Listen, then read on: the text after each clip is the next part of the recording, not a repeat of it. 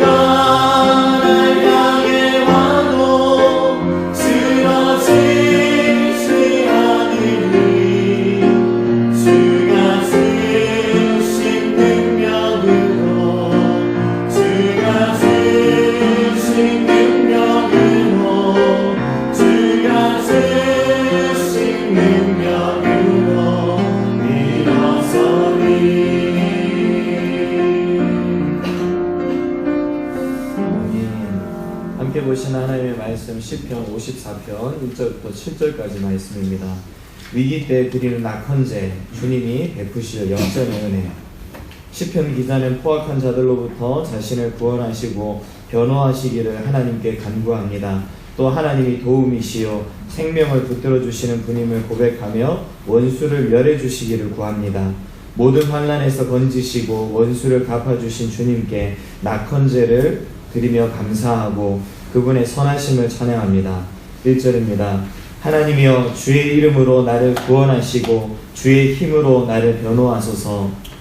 하나님이여 내 눈을 뜨시며 내 입의 말에 귀를 기울이소서. 낯선 자들이 일어나 나를 치고 포악한 자들이 나의 생명을 수색하며 하나님을 자기 앞에 두지 아니하였음이니이다. 하나님 나를 눈이시며 주께서는 내 생명을 붙들어 주시는 이시니이다. 주께서는 내 원수에게 악으로 갚으시리니 주의 성실하심으로 그들을 멸하소서. 내가 남도저로 주의 제사리이다. 여호와여 주의 이름에 감사하오리니 주의 이름이 선하심이니이다. 같이요. 참으로 주께서는 모든 환난에서 나를 건지시고 내 원수가 고음받는 것을 내 눈이 똑똑히 보게 하셨나이다. 아멘. 본문의 소리입니다. 위기 때의 기도. 기도는 하나님의 기이한 구원을 경험하게 합니다. 이 시편은 다윗이 사울왕을 피해 십광야에 숨어 있을 때 10사람이 사울왕에게 다윗이 있는 곳을 고발한 내용을 배경으로 합니다. 다윗은 자기 생명이 위급한 상황에서 하나님께 부르짖습니다. 주의 이름과 힘을 의지해 간구하며 자기 생명을 찾는 이들이 하나님을 두려워하지 않는 자들이라고 말합니다. 다윗은 하나님이 나를 돕느니 내 생명을 붙들어 주시느니라고 확신합니다. 결국 하나님의 극적인 개입으로 블레셋이 갑자기 이스라엘을 침공해오니 사울은 다윗 수색하기를 그치고 블레셋을 치러 떠납니다. 위기와 고난을 이기는 비결은 하나님의 이름과 능력을 의지하며 기도하는 것입니다. 기도를 통과한 고난은 죄악된 세상 가운데서 하나님의 이름과 능력을 드러내는 도구가 됩니다. 위기 상황에서 다윗이 고백하는 하나님은 어떤 분인가요? 하나님의 도우심으로 위기 혹은 고난을 극적으로 넘긴 일이 있다면 무엇인가요? 위기 때의 낙헌제. 고난 중에도 하나님의 구원을 의지하고 기대하는 것이 믿음입니다. 하나님의 구원을 신뢰한다면 상황과 관계없이 하나님께 즐거운 마음으로 자원해서 예물을 드릴 수 있습니다. 다윗은 위기 때일수록 하나님 앞에 자원하는 예물로 제사를 드려야 함을 잘 알고 있습니다. 환경이 어렵고 힘들 때일수록 성도는 감사한 마음으로 하나님께 나아가 예배해야 합니다. 우리가 의지할 하나님은 선하시며 우리를 보호하시고 인도하시는 분입니다. 하나님의 선하심과 그 능력의 이름을 의지하며 예배의 자리에 나아갈 때 구원의 은혜, 역전의 은혜를 경험할 것입니다. 위기 때에 다윗이 낙헌제를 기억하는 이유는 무엇일까요? 현재 상황과 관계없이 하나님 앞에 자원함으로 예물을 드리는 것이 왜 중요할까요? 오늘의 기도. 괴롭고 힘든 제 마음을 위로하실 분은 오직 주님이심을 알기에 주님 앞에 나아갑니다. 고난의 시간을 통해 주님과 더욱 깊이 교제하게 하시고 모났던 제 성품이 단련되어 성숙하게 하소서. 매 순간 주님의 도우심을 의지하며 이 고난의 터널을 잘 통과하게 하소서. 아멘. 이 새벽 잘 나오셨습니다. 다시 한번 이 자리에 있는 저와 여러분들 모두에게 하나님 주시는 은혜가 풍성하게 임하게 하실 것을 믿습니다. 함께 보는 이 시편 54편, 다윗의 시편이고요. 오늘 그 분류상 비탄시라고 그렇게 볼 수 있는데요. 그 배경이 이제 사무엘상 23장 19절 그 이하의 내용입니다. 사울의 핍박을 이제 피해서 다윗이 이제 십광야라고 하는 곳에 숨어 있었는데요. 그곳 사람들의 밀고로 인해서 다윗이 위기를 맞이하게 된 그런 상황이 이제 배경이라고 보시면 되겠습니다. 그래서 도피 생활 중에 다윗이 겪었던 그 암담하고 뭔가 이렇게 억울한 심정에 대해서 표현하고 있는 시편이고요. 그런 가운데 다윗이 하나님이 하나님의 공의로서 이 모든 것에 대해서 보응하실 분이시고 그래서 그 하나님이 또한 자신의 유일한 구원자가 되신다 이런 고백인데요. 그런 다윗의 확신된 선언들이 나타나고 있죠. 먼저 1절에 보면요. 다윗이 이렇게 먼저 간구를 하고 있습니다. 하나님이여 주의 이름으로 나를 구원하시고 주의 힘으로 나를 변호하소서. 주의 이름, 주의 힘 이렇게 좀 나오는데요. 당시 고대 근동 지방에서요. 이 이름이라고 하는 것 이것은 단순히 이름만을 가리키는 것이라고 볼 수 없어요. 그 대상이 갖고 있는 어떤 성품을 총체적으로 가리키는 어떤 그런 것입니다. 그래서 여기서 지금 다윗이 주의 이름이라고 할 때 이 주의 이름이라고 하는 것이 갖고 있는 하나님의 어떤 성품이 있다는 것인데요. 그 하나님의 성품은 바로 하나님의 전능하심, 그런가 하면 초자연적인 능력 이런 것을 가리킨다고 볼 수 있습니다. 지금 사울을 피해서 십광야 숲을 가운데 이제 숨었는데 십사람들의 이제 밀고로 인해서 자기의 이제 목숨이 위태로워지는 지금 그런 상황에 직면한 다윗이었죠. 근데 그런 상황에서 전능하신 하나님의 능력만 자기와 함께 한다면 얼마든지 이 모든 상황들을 벗어날 수 있다는 그 확신을 갖고 있었던 다윗이었고요. 그 확신 가지고 하나님 앞에 기도를 했던 것입니다. 뿐만 아니라 이제 목숨이 끊어질 수도 있다는 위기가 찾아왔기 때문에 다윗의 이 기도가 얼마나 간절한 기도였을까, 얼마나 절박한 기도였을까 생각이 되는데요. 그래서 2절에 보면 사실상 같은 내용으로 다시 한번 이렇게 간구를 하고 있어요. 하나님이여 내 기도를 들으시며 내 입의 말에 귀를 기울이소서. 그러니까 정말로 절체절명의 그런 상황 가운데 빠져있는 다윗이었던 거죠. 정말 지푸라기라도 이렇게 잡고 싶은 어떤 그런 심정으로서 하나님 앞에 있었던 다윗이었다는 것입니다. 세상을 보면 정말 생전 하나님을 믿지도 않았고 하나님의 존재에 대해서 생각지도 않고 살았던 그런 사람이라 할지라도 절박한 어떤 상황에 처하게 되면요, 막 이렇게 하나님을 찾는 어떤 그런 모습들이 연출되는 것을 볼 수가 있어요. 이렇게 뚜렷이 뭐가 하나님이고 그런 것에 대해서 알지 못하는데 뭔가 그 상황을 벗어나게 만들 수 있는 어떤 절대자에 대해서 생각하고 그분을 찾고 막 그런다는 거죠. 근데 다윗의 지금 이 기도는 그런 기도와는 완전히 차원이 다른 기도였다는 거예요. 불특정한 대상으로 삼고요, 막 이렇게 부르짖는 어떤 그런 차원이 아니라 하나님의 존재, 그런가 하면 그분의 능력에 대한 확고한 믿음, 그런가 하면 확신 가운데서 그렇게 올려드리는 기도였다는 거죠. 그래서 이제 그러한 이제 의미를 담은 것이 바로 주의 이름으로 나를 구원하시고 이 표현에 담겨져 있다는 것입니다.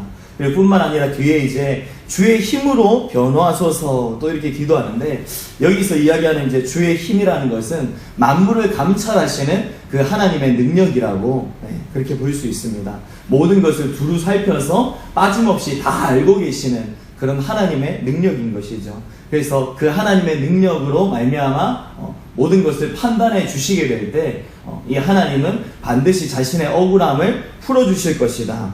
그런 소망을 가지고 있었다는 것입니다. 이 억울함이라는 건 사실이 정말 참기 힘든 어떤 요소잖아요. 억울함이라는 거. 그래서 이런 말 하는 사람들이 있죠. 너무 억울해서 나 지금 밥이 안 넘어간다. 나 너무 억울해서 지금 잠이 안 온다. 이런 거. 다윗에게 지금 이 억울함의 대상, 이것은 이제 사울과 그의 군대였어요. 네. 사울과 그의 군대가 이 억울함이라고 하는 것을 다윗에게 안겨줬다는 거죠. 3절에 이 사울과 그의 군대에 대해서 이렇게 가리킵니다. 낯선 자들, 포악한 자들. 이 낯선 자들, 포악한 자들로 인해서 다윗의 지금 이 생명이 위태로운 상황에 처하게 됐다. 그렇게 이야기를 하는데요. 사울과 그의 무리들이 지금 어떤 상황에 처해 있는 자들인지 아주 중요한 묘사를 좀 하고 있어요. 거기 보면 하나님을 자기 앞에 두지 아니하였음이니이다. 하나님을 자기 앞에 두지 아니하였습니다. 그러니까 사울이 강포한 자가 지금 되어서 다윗을 막 그렇게 못 살게 하고 다윗의 생명을 막 취하려고 애쓰고 있는 그런 모습이 있는데, 이것이 사실상 하나님을 앞에 두지 않고서 행하는 모든 일이었다는 거죠. 그러니까 사울은 지금, 사울과 사울의 군대는 하나님의 인도를 받고 있는 것이 아니라는 거예요. 자, 그렇다면 하나님의 인도 안 받고 있으면 하나님과 관계는 없지만 사울이 자기 스스로 그냥 자기 뜻을 그렇게 실현시켜 나가는 자기의 길을 걷고 있는 상황인 것인가? 그렇다고 볼 수 없어요. 왜냐하면 사람이 하나님의 인도를 벗어나게 되면 필경 사탄의 인도를 받게 되어 있기 때문이라는 거예요. 실제로 악령에 의해서 지배를 받고 있었던 사울이었죠. 그래서 이런 사울에 대해서 역대상 10장 13절에 보면 사울이 이제 길보아 전투에서 죽임을 당했던 그런 일과 관련해서 이렇게 말씀하고 있습니다. 사울이 죽은 것은 여호와께 범죄하였기 때문이라. 그가 여호와의 말씀을 지키지 아니하고 또 신접한 자에게 가르치기를 청하고 여호와께 묻지 아니하였으므로 여호와께서 그를 죽이시고 그 나라를 이새의 아들 다윗에게 넘겨주셨더라. 즉 사울이 지금 실패한 이것은요, 믿음을 지키지 않았고, 그런가 하면 하나님께 묻지 않았기 때문에, 즉 오늘 본문 표현으로 이야기를 하자면 하나님을 자기 앞에 두지 않았기 때문이라는 거예요. 사실 인간적으로 볼 때 이 사울이 인간적인 자기 인생을요 아주 열심히 살았거든요. 정말 자기가 목적하고자 하는 목적한 바 된 그 일을 이루기 위해서요 정말로 최선을 다하는 인생이었어요. 근데 결과적으로 그 사울의 인생은 실패한 인생이었다는 거죠. 왜요? 그 인생 앞에 하나님을 두지 않았기 때문에. 성경이 이렇게 보여주고 있는 이 결과가 참 무서워요. 그죠? 분명 하나님께로부터 기름 부음 받았던 왕이었어요. 그런데 그의 앞날 가운데 있어서 하나님을 그 앞에 두지 아니했더니 그저 그냥 자기 스스로의 열심을 앞세워서 인생 열심히 살았더니 최종적으로 인생 실패를 했기 때문이라는 것입니다. 오늘 많은 사람들이요 자기 스스로 설정한 이 인생의 목적을 향해서 저마다 열심을 품고 살아가고 있어요. 그래서 그 열심 때문에요 쉼을 누려야 할 시간조차도 포기하고 그 열심을 계속해서 이어나가는 경우도 있죠. 그렇게 목표만 바르게 설정하고 열심히 그 목표에 집중하면서 살아가기만 한다면 인생 성공자가 될 것이라고 그렇게 생각하고 다들 살아가고 있다는 거예요. 근데 사실상 이것은 대단히 큰 착각일 수밖에 없는데요. 왜냐하면 인생의 성패라고 하는 것이 인생이 가지고 있는 열심에 달려있는 것이 아니라 오직 하나님의 손에 달려있기 때문인 것입니다. 사랑하는 여러분, 간절히 바라기는요 오늘 우리가 가지고 있는 이 인생의 열심, 이것이요 하나님과 무관한 인생의 열심이지 않기를 간절히 소망합니다. 그래서 인생 열심히 살았음에도 불구하고 끝내 실패한 인생이다 그렇게 마무리되는 우리가 되는 것이 아니라, 비록 사람이 보기에는 상대적으로 부족한 열심이었다 할지라도 하나님과 긴밀하게 상관 있는 열심이기 때문에 하나님 보장하시는 축복 가운데서 성공 인생으로 마무리할 수 있으시길 주의 이름으로 축원합니다. 우리에게 있어서 가장 중요한 것 있다면요 그것은 진정 하나님의 뜻이라는 거예요. 그 뜻대로 우리가 확고하게 서 있다는 그 어떤 확신이 있을 때, 다시 말해서 하나님의 그 말씀에 근거해서요, 우리 인생 가운데 찾아오는 거룩한 감동, 생각들이 있고, 그런 것들을 통해서 우리 인생이 경영되어지게 될 때, 그리고 뿐만 아니라 우리 심중에 그 하나님 앞에서의 어떤 경외하는 마음이 있게 될 때, 우리는요, 이런 확신들을 가질 수가 있는 거예요. 그래서 이런 고백까지도 우리가 할 수가 있는데요. 4절입니다. 4절에 보면 다윗의 이런 확신의 고백이죠. 하나님은 나를 돕는 이시며 주께서는 내 생명을 붙들어 주시는 이시니이다. 아멘. 하나님이요, 다윗을 돕는 자시라면 누가 감히 다윗을 해할 수가 있겠습니까? 그렇죠? 다윗이 사울과 확연하게 다른 것 한 가지가 바로 이거였어요. 하나님을 자기 인생 앞에 두는 그런 삶이었다는 거죠. 하나님을 자기 인생 앞에 두고 그 하나님의 말씀을 지키면서 살아가는 것. 사실상 하나님께서 그렇게 살아가는 자를 도우시고 지키신다는 것, 이것은 일찍이 하나님께서 허락하신 약속의 말씀이었어요.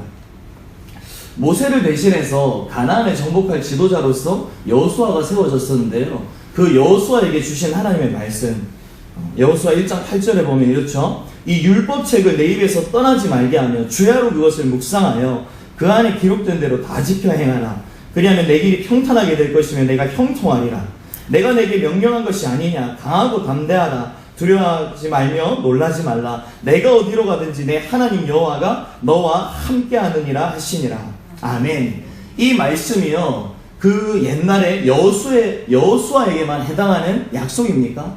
아니라는 거죠. 모든 성도를 향한 분명한 하나님의 약속이에요. 그래서 다윗도 이 말씀에 사실 근거해서 하나님을 자기 앞에 모시고 순종하면서 살아갈 때 하나님께서 약속하신 그 모든 기업, 땅들을 차지하고 받을 수가 있었다는 것입니다.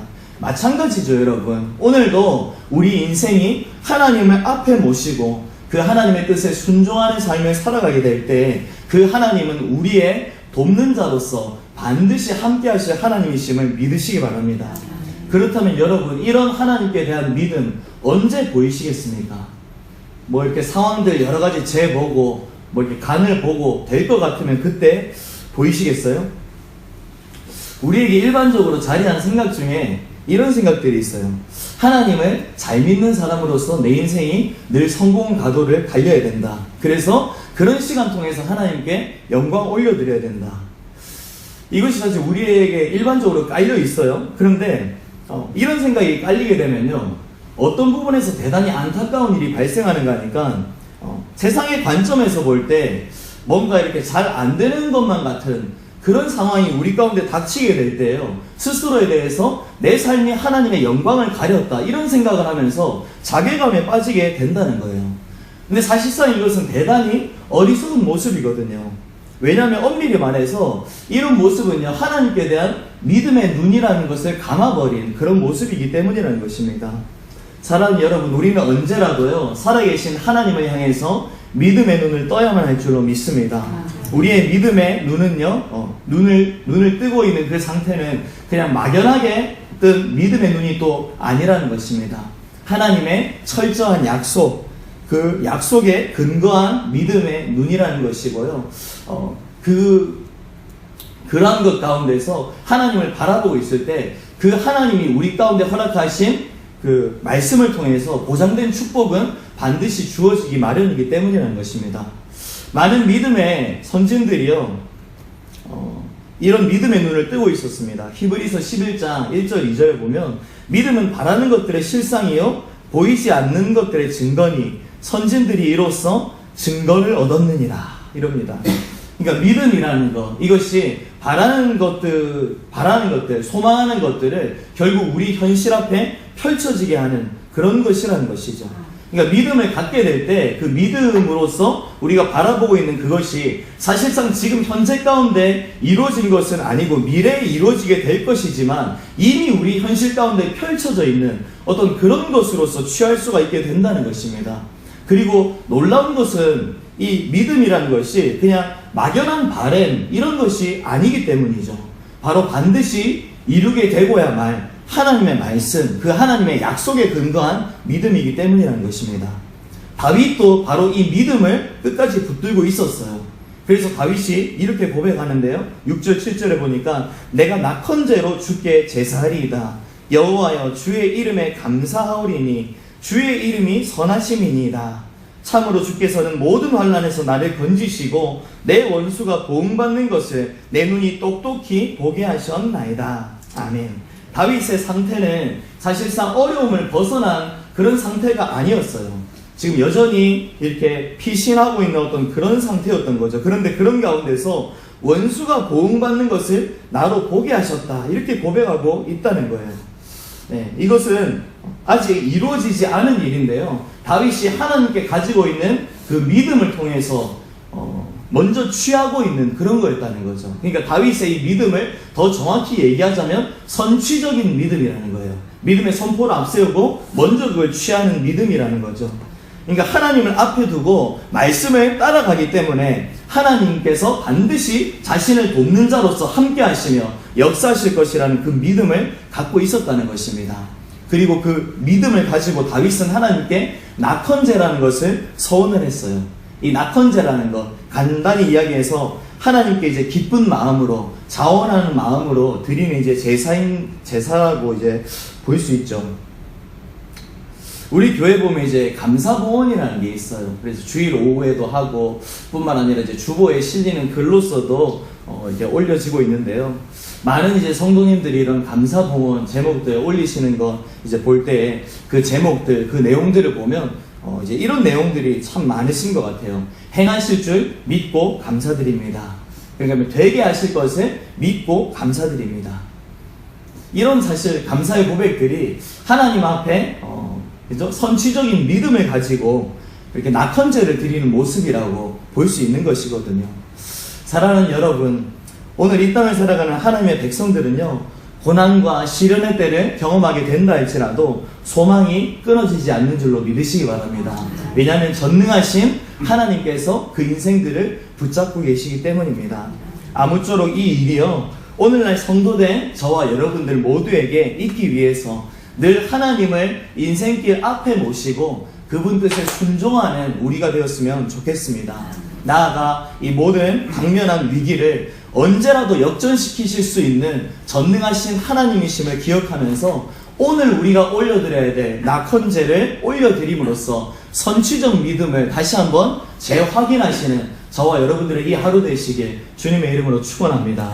자, 기도하시겠습니다. 하나님 감사합니다. 이 하루를 허락하여 주신 분이 하나님이심을 믿습니다. 따라서 이 하루에 필요한 모든 것들을 이미 준비해놓고 기다리고 계시며 이 하루를 통하여서 우리를 인도하시고자 하시는 그 지역, 그 땅들이 또한 있는 줄로 믿습니다. 오늘도 믿음의 눈을 떠서 하나님과 손 맞잡고 동행할 수 있는 우리의 발걸음이 되게 하여 주시옵소서. 우리 인생 가운데 하나님께서 허락하여 주신 거룩한 축복들이 더욱더 많이 경험되어지는 이 하루 되게 하여 주시되, 특별히 인생에서 품고 있는 인생의 열심이라는 것이 하나님과 철저하게 관계 있는 열심으로만 다시 한번 뜨겁게 일어나는 이 새벽 되게 하여 주시옵소서. 그리하여서 우리 스스로 일구어내는 인생의 가치가 아니라 하나님과 함께 창출해내는 하늘나라의 가치의 열매가 많이 발견되어지는 복이 있게 하여 주시옵소서. 오늘도 이 땅을 살아갈 때, 곤고한 때, 하나님 환난의 때를 우리가 직접적으로 간접적으로 경험하게 될 수도 있습니다. 주여, 그렇지만 그 가운데서 모든 상황과 문제 위에 계시는 하나님을 바라보는 우리가 되게 하여 주시옵소서. 언제라도 믿음의 눈을 뜨고 오늘 다윗이 가졌던 것 같은 선취적 믿음을 취하는 우리들이 되어지고, 또한 감사의 고백을 이어나감으로써 반드시 승리할 수 있는 모든 주의 백성들 되게 하여 주시옵소서. 오늘도 귀한 담임 목사님 영육의 강건함으로 붙잡아 주옵소서. 성령의 충만함으로 온전히 다스려 주시되, 하나님께서 맡기신 모든 목회 사명들에 대해서 하나님 이 귀한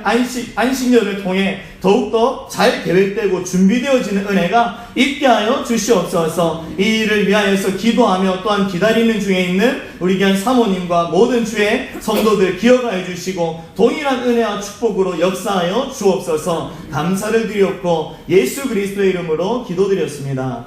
아멘. 주 안에